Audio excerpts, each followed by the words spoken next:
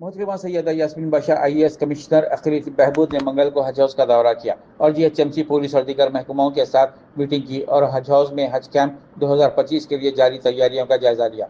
हज 2025 हाजियों के काफिले की पहली परवाज हैदराबाद से 29 अप्रैल को सुबह 2:40 पर रवाना होगी। इस सिलसिले में इन्होंने अहदेदारों को हिदायत जारी की कि वो तमाम इंतजाम वक्त से पहले मुकम्मल कर लिए जाएँ। आइए देखते हैं इस सिलसिले में हमारे नुमाइंदे शेख सईद की ये खुसूसी report.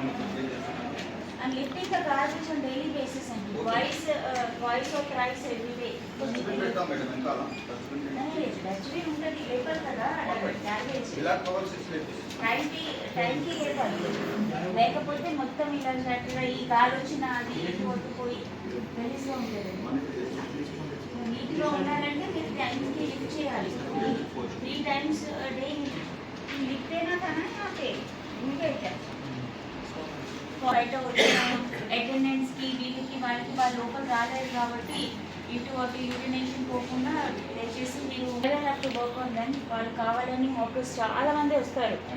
C we understand they want to sell that bodies and వచ్చే డిగ్రీస్ వచ్చే బస్సెస్ స్టాఫ్, మా స్టాఫ్, మన డిపార్ట్మెంటల్ స్టాఫ్, దాంతోపాటు విజిటర్స్ వీళ్ళే చాలా ఎక్కువ మంది ఉంటారు. దాంతోపాటు వీళ్ళు కూడా ఉంటే చాలా ఇబ్బందికరంగా ఉంటుంది. Please do not allow previous practice learning in last day. So you have clear idea.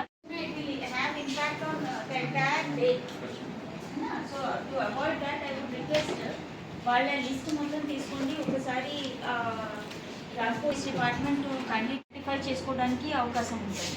So kindly make necessary arrangements. Okay, toilets are very important.